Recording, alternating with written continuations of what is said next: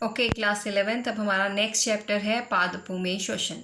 ठीक है, श्वसन की जो क्रिया है एक ऐसी क्रिया है जो सब जीवधारियों में होती है। सभी जितने भी लिविंग थिंग्स हैं उनमें श्वसन जो है वो होता ही होता है। श्वसन, एक बात आप ध्यान में रखिए, श्वसन और श्वासोच्छ्वास यानी कि सांस लेना और श्वसन ये दोनों अलग अलग चीज़ें हैं। जब आप सांस लेते हैं दैट इज़ ब्रीदिंग, तो वो जस्ट एक्सचेंज ऑफ गैसेस होता है। ठीक है, सिर्फ उसमें गैसेस एक्सचेंज होती हैं, ऑक्सीजन अंदर आती है, कार्बन डाइऑक्साइड आप मुक्त करते हो, जिसे हम क्या बोलते हैं, जिसे हम बोलते हैं सांस लेना या ब्रीदिंग। पर जो श्वसन है ये एक ऐसी लंबी बायोलॉजिकल प्रोसेस है जिसमें मल्टीपल रिएक्शंस होती हैं, और जो अल्टीमेट, जिसे हम अल्टीमेट रिएक्शन कहते हैं, उसमें क्या होता है एक्चुअली में हम क्या कर रहे हैं, जो ऑक्सीजन हम लेते हैं वो ऑक्सीजन जो है हमारे फूड को बर्न करने का काम करती है। हमारा फूड जो हम एब्जॉर्ब कर लेते हैं उसकी सिंपलेस्ट फॉर्म C6H12O6, इसकी फॉर्म में हम उसको लिखते हैं ग्लूकोज। ठीक है, उसको ग्लूकोज को ऑक्सीजन जो है वो बर्न करती है, ऑक्सीडाइज्ड होता है ये ग्लूकोज, और कार्बन डाइऑक्साइड, पानी और एनर्जी जो है, ऊर्जा जो है वो निकलती है। तो अगर मैं आपको कहूँ कि श्वसन की परिभाषा दीजिए, तो इसमें छोटी क्लासेस में आप लोग जनरली क्या करते थे, आप लोग ऑक्सीजन का इनटेक और कार्बन डाइऑक्साइड को बाहर निकालना श्वसन कहते थे। तो ये श्वसन नहीं होता, ये होती है ब्रीदिंग, जिसमें जस्ट एक्सचेंज ऑफ गैसेस होंगी। श्वसन की परिभाषा में क्या है, ऑक्सीजन की उपस्थिति या अनुपस्थिति में जटिल कार्बनिक पदार्थ, ग्लूकोज, शर्करा, मंड, वसा, प्रोटीन के ऑक्सीकरण द्वारा ऊर्जा की विमुक्ति को श्वसन कहते हैं। ठीक है, इसमें हम सबसे सिंपलेस्ट कार्बोहाइड्रेट लेते हैं, दैट इज ग्लूकोज C6H12O6।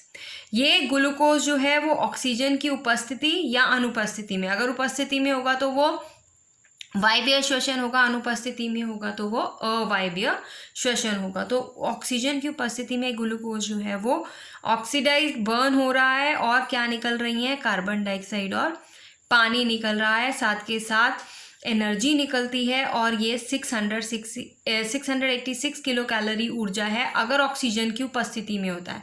अगर ये ऑक्सीजन की अनुपस्थिति में होता है तो ऊर्जा का जो स्तर है वो कम हो जाता है। ठीक है, तो हमारे पास श्वसन क्रिया में निम्नलिखित घटनाएं संपन्न होती हैं। कौन कौन सी, पहली ऑक्सीजन का अवशोषण होता है, दूसरा कार्बोहाइड्रेट्स या फिर जटिल भोज्य पदार्थ जैसे कि प्रोटीन वगैरह हो गए हमारे के ऑक्सीकरण द्वारा कार्बन डाइऑक्साइड और जल का निर्माण होता है, और कार्बन डाइऑक्साइड हमारी बॉडी जो है वो बाहर निकाल देती है, और ऑक्सीकरण के फलस्वरूप ऑक्सीडेशन प्रोसेस हो रहा है, ऑक्सीकरण के फलस्वरूप एनर्जी जो है निकलती है, ऊर्जा मुक्त होती है।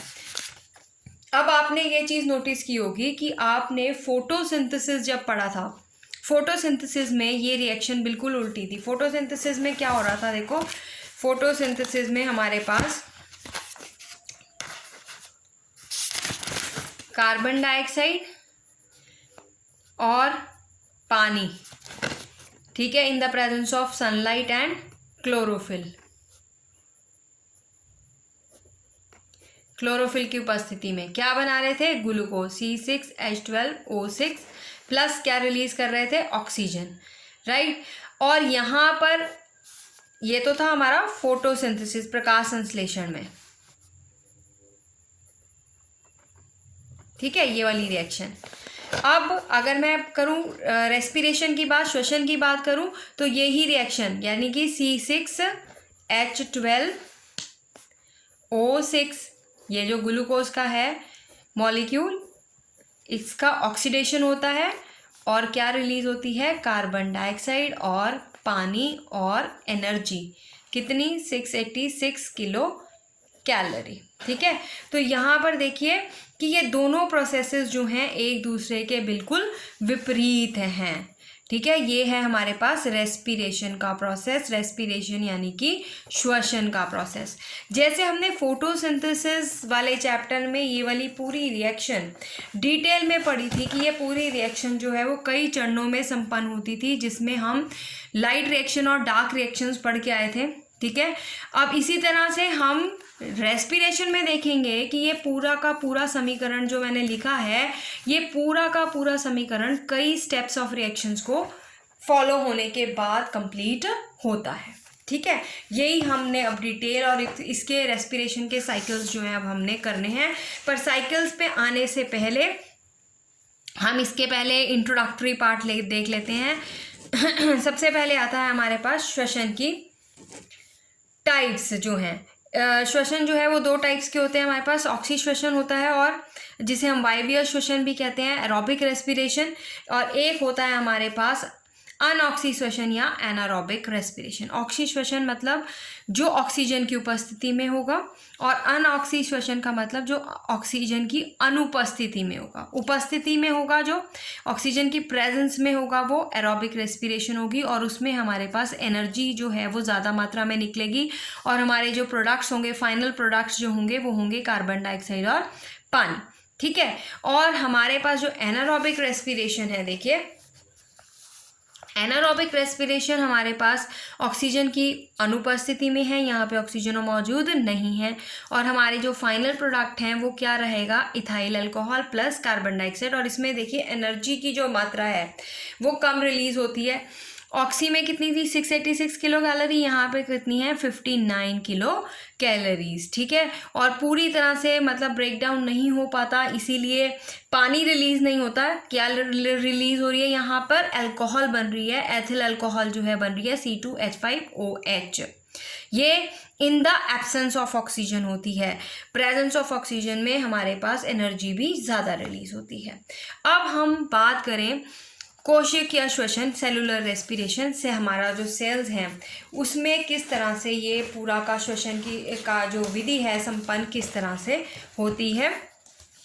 मैकेनिज्म ऑफ सेल्युलर रेस्पिरेशन, कोशिकीय श्वसन की क्रिया विधि। ठीक है, अब ये जो कोशिकीय श्वसन है ये 2 स्टेप्स में पूरा होता है exactly, glycolysis and Krebs cycle. उसके बाद इलेक्ट्रॉन ट्रांसपोर्ट चेन में भी के बारे में भी बताऊंगी, जिस वो बात की बात है। पहले हम देखते हैं ग्लाइकोलिसिस और क्रेब्स साइकिल, ये दोनों क्या चीज़ें हैं। ठीक है, जो ग्लाइकोलिसिस है उसको हम EMP पाथवे भी कहते हैं। EMP पाथवे, एम्बेडन मेयर ऑफ पार्नास, ये ना साइंटिस्ट के नाम है जिनके नाम पर जिन्होंने ये पाथवे की खोज की थी, ग्लाइकोलिसिस के पाथवे की। चलो पहले हम देखते हैं कि जो एक जनरल सी बात बताती हूँ कि श्वसन क्रिया में जटिल कार्बनिक पदार्थ का सरल कार्बनिक पदार्थों में अपघटन होता है, और क्या निकलता है, कार्बन डाइऑक्साइड और पानी, और ऊर्जा निकलती है in the form of ATP, right. और ये जो ऊर्जा निकलती है वो ATP की फॉर्म में स्टोर होती रहती है। अब ये जो हमारे पास पूरा श्वसन है ये 2 स्टेप्स में मैंने आपको कहा, एक ग्लाइकोलिसिस और दूसरा क्रेब्स साइकिल। अब मैं बताऊंगी आपको कि ग्लाइकोलिसिस प्रोसेस जो है वो कहाँ संपन्न होता है, और जो हमारा क्रेब्स साइकिल प्रोसेस है वो कहाँ संपन्न होता है, राइट। ये जो ग्लाइकोलिसिस है ये एक ऐसी क्रिया है जिसमें ऑक्सीजन की ज़रूरत नहीं होती। ठीक है, अनऑक्सी और ऑक्सी श्वसन में प्रारंभिक रासायनिक क्रियाएं समान होती हैं, जिसके फलस्वरूप ग्लूकोज का अणु विघटित होकर पायरुविक अम्ल बनाता है। देखो यहाँ पर मैं लिख देती हूँ आपको, देखिए हमारा जो फर्स्ट प्रोसेस है वो है ग्लाइकोलिसिस का,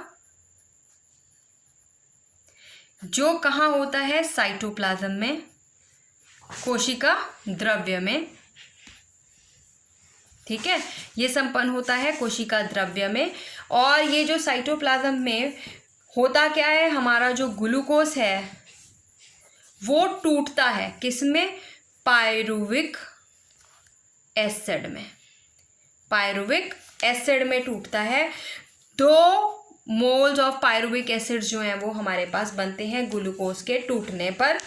और ये कहाँ संपन्न होती है क्रिया, कोशिका द्रव्य में संपन्न होती है। ये वाला पाथवे जो है कॉमन पाथवे है एरोबिक रेस्पिरेशन का भी और एनारोबिक, यानी कि अवायवीय श्वसन और वायवीय श्वसन में ये वाला पाथवे हमेशा कॉमन रहता है। फर्क कहाँ आता है वायवीय और अवायवीय में, जाकर क्रेब्स साइकिल में। हमने यहाँ पर वायवीय श्वसन की डिटेल्स पढ़नी है हमारे सिलेबस में जो है। अब जो नेक्स्ट पाथवे मैंने आपको बताया वो कौन सा होता है, क्रेब्स चक्र। क्रेब्स चक्र कहाँ होता है, माइटोकॉन्ड्रिया में। कहाँ होता है, माइटोकॉन्ड्रिया में। और माइटोकॉन्ड्रिया में पायरुविक अम्ल जो है वो पूरी तरह से विघटित हो जाता है और विघटित होकर क्या बनाता है, कार्बन डाइऑक्साइड और पानी। क्या बनाएगा वो, कार्बन डाइऑक्साइड और पानी बनाएगा। ये पूरा का पूरा चक्र जो है हमारा माइटोकॉन्ड्रिया में संपन्न होगा। इसीलिए आपको पता है माइटोकॉन्ड्रिया को हम power house of the cell कहते हैं, क्योंकि जब ये चीज़ संपन्न होती है तो एनर्जी निकलती है और ये एनर्जी कहाँ स्टोर होती है, एटीपी में, एटीपी की फॉर्म में स्टोर होती है, राइट। पावर हाउस मतलब जिसमें एनर्जी बनेगी। एनर्जी कहाँ बन रही है, माइटोकॉन्ड्रिया में। माइटोकॉन्ड्रिया में कब बन रही है, क्रेब्स चक्र के दौरान बन रही है, जो श्वसन का पार्ट है। हमने क्रेब्स चक्र भी डिटेल में करना है, हमने ग्लाइकोलिसिस भी डिटेल में करनी है। एक बार मैं फिर से आपको बता देती हूँ, जैसे हमने फोटोसिंथेसिस किया था कि फोटोसिंथेसिस जो है वो दो तरह की रिएक्शंस के द्वारा कंप्लीट होती थी, light reaction and dark reaction. उसी तरह से हमारे पास जो रेस्पिरेशन है वो भी हमारे पास कई चक्रों के द्वारा कंप्लीट होगी। एक हमारा ग्लाइकोलिसिस जो कोशिका द्रव्य में संपन्न होता है। कोशिका द्रव्य में ग्लूकोज के से हमारे पास क्या मिलता है, पायरुविक एसिड मिलता है। और उसके बाद ये पायरुविक एसिड जो है वो कहाँ जाता है, माइटोकॉन्ड्रिया में। और माइटोकॉन्ड्रिया में क्या शुरू हो जाता है, हमारा क्रेब्स चक्र जो है वो शुरू हो जाता है। यहाँ पर इन्होंने इसको इस तरह से दिखाया हुआ है। ग्लूकोज जो है ये ग्लाइकोलिसिस के द्वारा पायरुविक अम्ल में टूटा। ये हमारा कहाँ क्रिया हो रही है, बाहर कोशिका द्रव्य में। और फिर उसके बाद पायरुविक एसिड जो है वो माइटोकॉन्ड्रिया में जाकर कार्बन डाइऑक्साइड और पानी में टूट रहा है। आगे मैं आपको इलेक्ट्रॉन ट्रांसपोर्ट चेन की कंटिन्यूटी बताऊंगी। फिलहाल अब हम जो स्टार्ट करेंगे, पहला साइकिल जो स्टार्ट करेंगे वो शुरू करेंगे ग्लाइकोलिसिस का, जिसे हम EMP पाथवे भी कहते हैं। ये मैं आपका नेक्स्ट वीडियो में लेती हूँ।